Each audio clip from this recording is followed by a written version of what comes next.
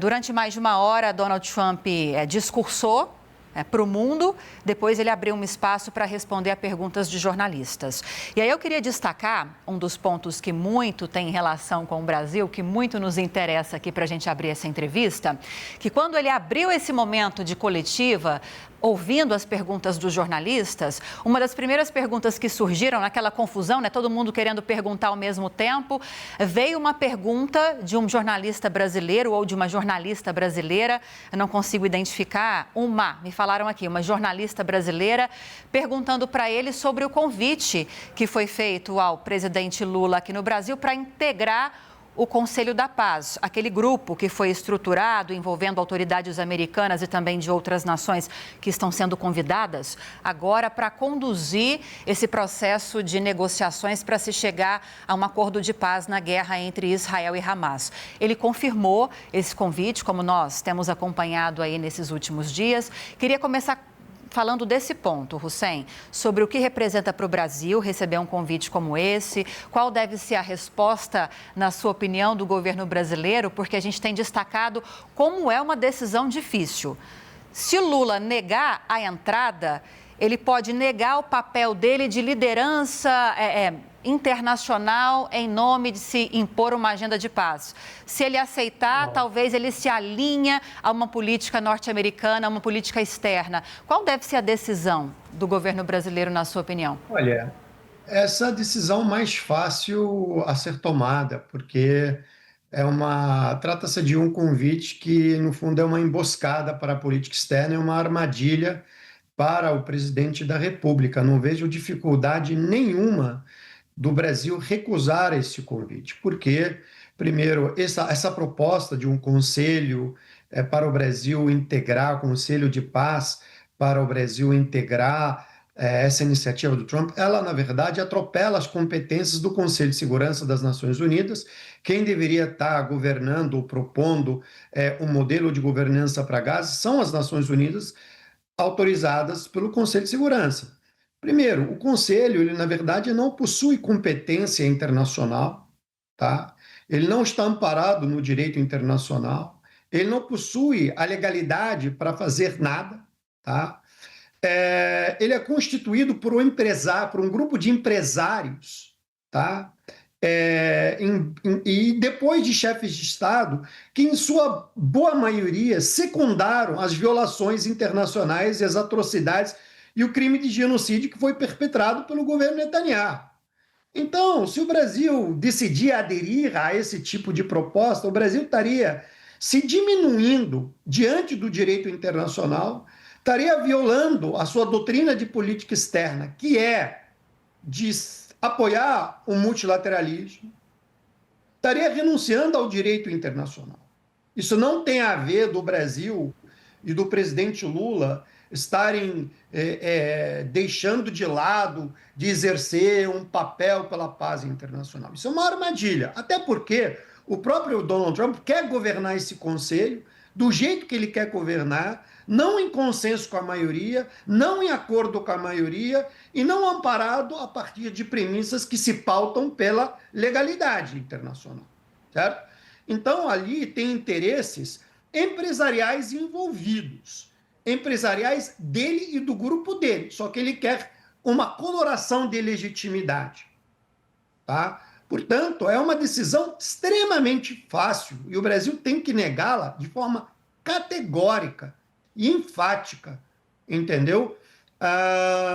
Vários líderes mundiais a negaram, inclusive o presidente francês, que disse que não quer integrar, entendeu? Esse tipo de iniciativa.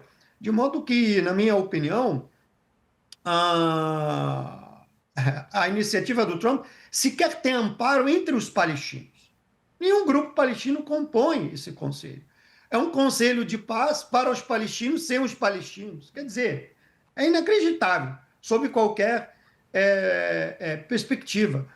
E você imagina, é um projeto que procura propor o quê? Uma governança de quê? O Brasil vai entrar para um conselho de paz cujas propostas não são conhecidas. Você está sendo convidado para entregar algo que não é conhecido, não é referendado. Você entra para depois saber do que se trata.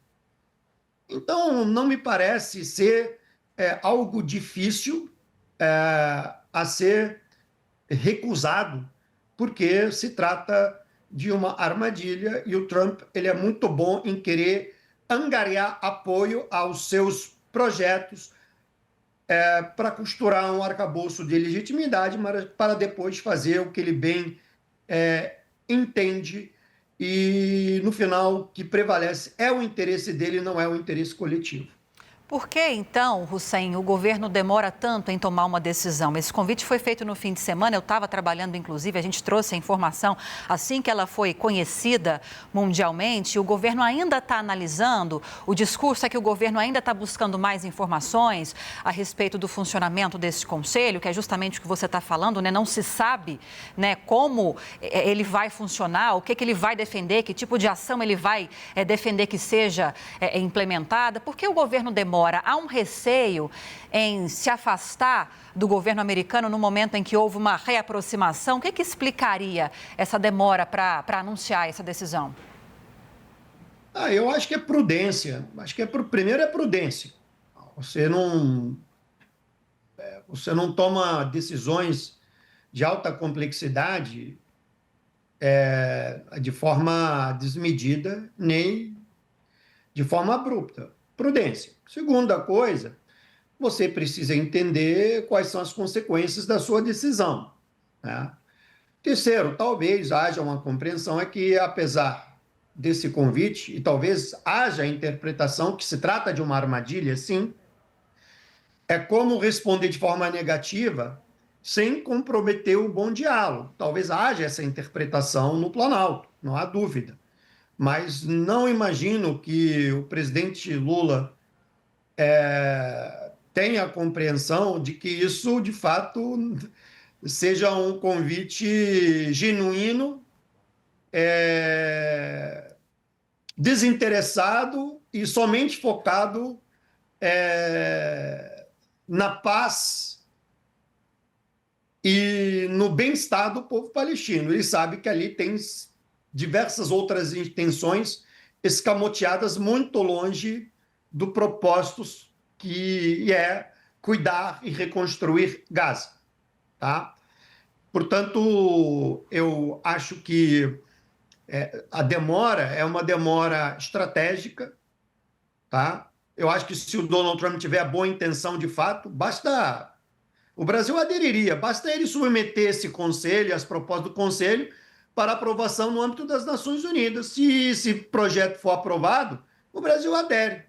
Muito simples, entende? Agora, querer criar uma entidade internacional para cuidar do problema mais complexo do mundo, que é a causa palestina, à margem das Nações Unidas, para ele presidi-la, aí é um pouco acima do admissível dentro das leis internacionais. E no meu entendimento, eu acho que o governo brasileiro talvez esteja querendo entender qual é a finalidade dessa armadilha.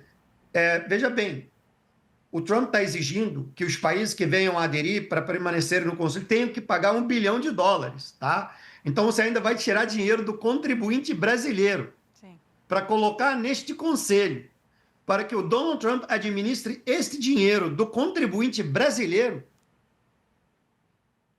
Qual é a paridade de votos e de decisões entre as partes ali? Isso não está claro.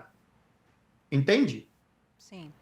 Agora, Hussein, tem tantas questões que eu fui anotando durante essa mais de uma hora em que Donald Trump discursou, depois respondeu a essas perguntas, mas eu queria fazer um apanhado geral para te ouvir. Ele falou sobre o crescimento econômico, ele defendeu o tarifaço, as tarifas, disse que essas tarifas não promoveram uma inflação conforme muitos disseram que aconteceria dentro dos Estados Unidos, defendeu a indústria nacional, falou de geração de emprego, de indústrias que que começaram a funcionar depois do tarifaço nos Estados Unidos, chegou a falar de imigração também. E aí eu quero enfatizar um trechinho do que ele falou sobre essa questão da imigração. Ele criticou a política de Joe Biden, que, segundo ele, permitia a chegada de muitos aviões, foi assim que ele falou, trazendo imigrantes, levando imigrantes para os Estados Unidos, imigrantes regulares e irregulares também. E ele falou que não está atrás de quem entrou legalmente no país, que não está atrás daquela pessoa que entrou, daquele imigrante que está trabalhando nos Estados Unidos.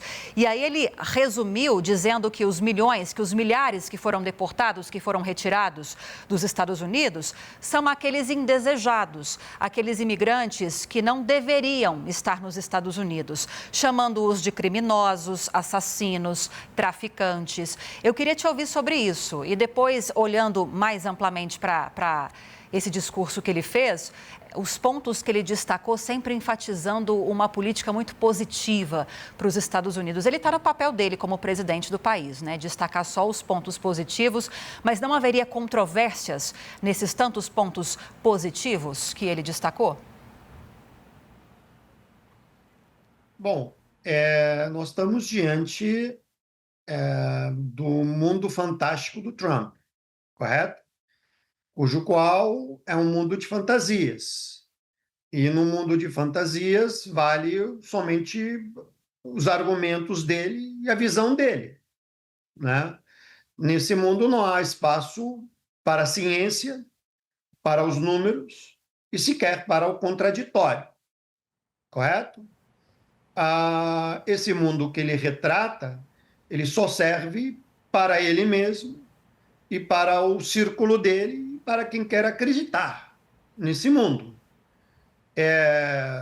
Obviamente que para as pessoas sensatas que vivem a realidade empírica e a realidade da vida, muitos não veem os resultados desta forma.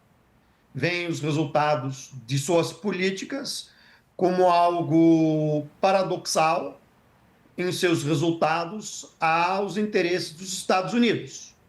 As interferências, por exemplo, no Fed, elas ferem os pilares basilares da economia americana e também as premissas basilares da estabilidade da economia mundial. Esse é o primeiro ponto. Por que ele quer interferir no Fed? Porque a sua política econômica, advinda das tarifas e de outras políticas de gastos industriais, estão solapando a economia.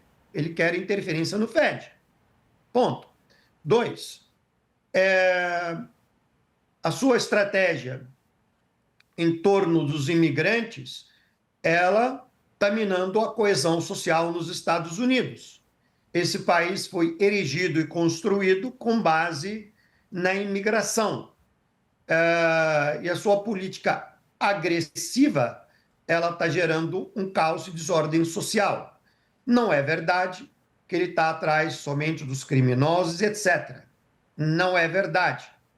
Muitas pessoas com green card foram canceladas.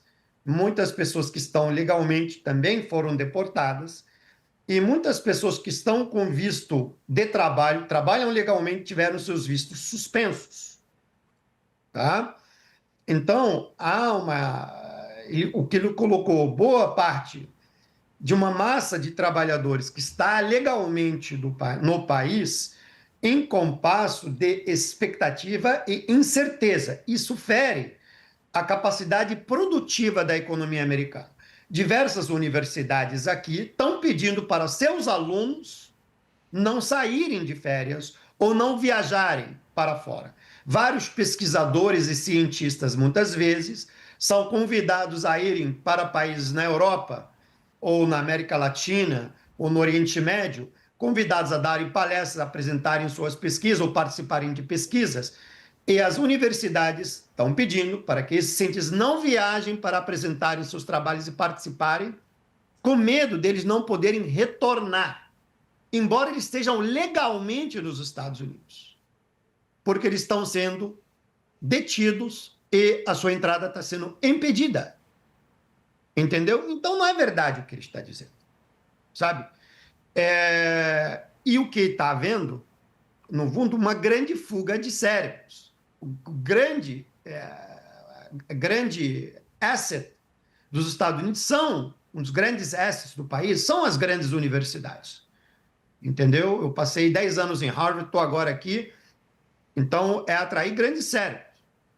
E essas pessoas vêm aqui para contribuir para a ciência, para aprender, e as universidades americanas exportam ciência. Essa é a sua grande virtude, certo? Então, ele está dilacerando esse arcabouço. Tá? Então, olhando objetivamente, se imagina a universidade ter que pedir para seu corpo de docentes ou de alunos para não viajarem, com medo dela não garantir o seu retorno, embora essas pessoas estejam em formato legal no país. Então, a sua política migratória, ela não traduz a realidade.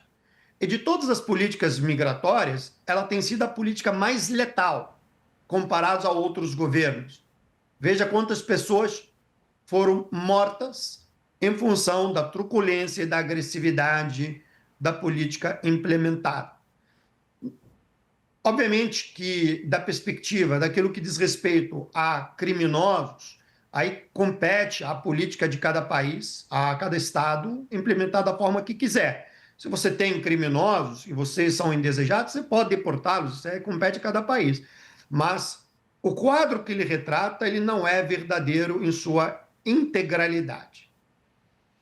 A gente tem muitos outros pontos, Hussein, mas infelizmente hoje, por causa desse discurso longo do Trump, eu vou precisar encerrar a entrevista, mas já fica o convite para outras ocasiões, você voltar para a gente falar um pouquinho mais sobre política americana, desdobramentos dessa política americana na política mundial. Nós falamos com Hussein Kalut, PhD em política internacional e pesquisador da Universidade de Harvard.